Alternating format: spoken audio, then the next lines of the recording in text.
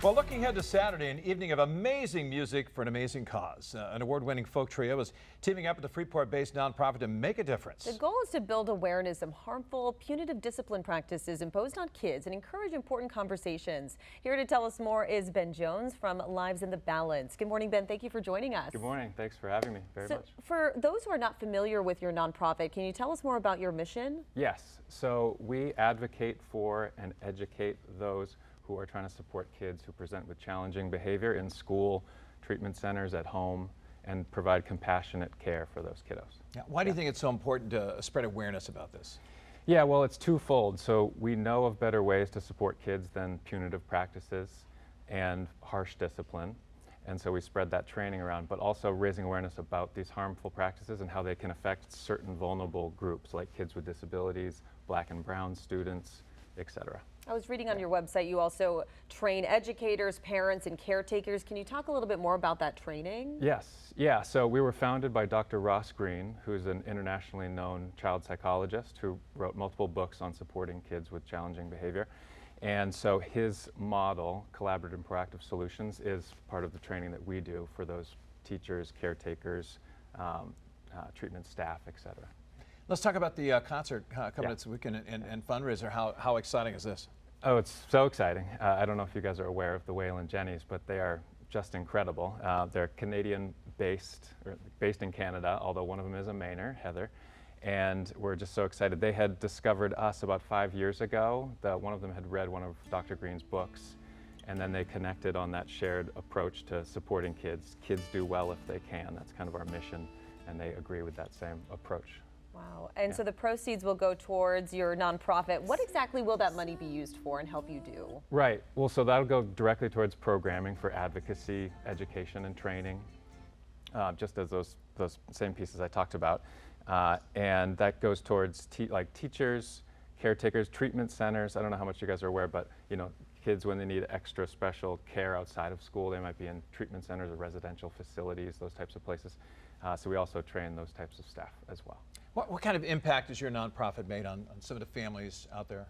Yeah, well, huge. I mean, from just on the individual level to the systemic level, we hear from families all across the country. We're national, even though we're small and just based right here in Freeport. We are also stretching out into international and working in the UK a bit. But the impact can be huge. So, a family, for example, will call us and say, this is happening to my kid in school. So for example, restraint and seclusion is one of these issues, and Stephanie Grinley here at CBS, she covered that in Maine. And it's this national scourge. It's happening in many schools across the country, and it's used on kids with disabilities disproportionately highly. And so we hear from a lot of those families and they say, thanks for raising awareness, what can we do more? And so we can provide them support to say, well, you can go to a school board meeting, here's some kind of talking points, or you can gather like-minded families with you to try to raise awareness, or you can testify, and we work on bills, so we kind of keep people in the loop on what actions they can take. Is there some component of tough love, or like a mentality of that that you're trying to maybe turn around and move on from? I mean, can you talk about sort of the climate right now? Sure, yeah.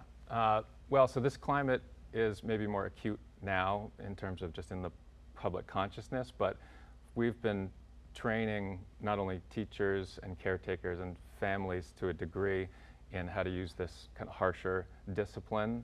And what we know about those practices is that they're not effective. So they might feel effective in the moment. A kid reacts out of fear. They're going to stop doing that thing for a short period of time. But what the research shows is that these aren't lasting effects, and they can be harmful. Trauma can occur, as you know.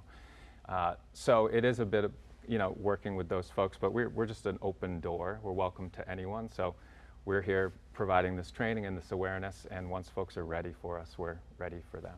Why would you encourage people to come out to the concert coming up? Yeah, well, the Wailin Jennys stand on their own. We don't need to be a part of it for it to be an incredible event. I would say come for them first and then come for us second, but all of the proceeds from the concert are going to go towards our programming, so that's our interest. But they are just so outstanding. I mean, I've been catching up heavily on the music. I wasn't as much in the loop as our founder. He was really connected with them, and I've been binging on their music, and it's just beautiful. They do this 3-part harmony. They have 3 different levels. One's an alto, one's a mezza, and one's a soprano. If I have that right, Jeff, you're the singer, so you're gonna know. And so it's just beautiful, the music. Yeah. Why would you maybe encourage someone watching right now, maybe if they're, oh, I could maybe use some advice or some tips, why would you encourage them to reach out to you for some resources? Yeah, I would encourage them to reach out if they're having a tough time. You know, there's many kids that just get by just fine, you know, on whatever approach families or teachers take, and those kids are going to be okay, you know, and so we talk about the kids that aren't going to be okay, and those are the kids that are much more vulnerable to these harsh practices. So I think if folks are interested, just reach out, and we're happy to connect and to support them. Yeah, speaking of reaching out, what's a website they can go to find more about your nonprofit and the event coming up this weekend? Yes, so livesinthebalance.org, that's your easiest stopover, and we even have a pop-up about the concert itself, so that makes it easy enough. Yeah, and it's happening Saturday night? Saturday night at the Merrill, the beautiful Awesome. Merrill Auditorium here in Portland, and we still have some tickets, although they're going quickly. Okay, all right, so make sure and grab those while you can. And it's tough to find a better venue right there at Merrill Auditorium. Great spot. Oh, it's gorgeous. Yeah. Thank you so much for joining us this morning. We appreciate it. Thank you. All right.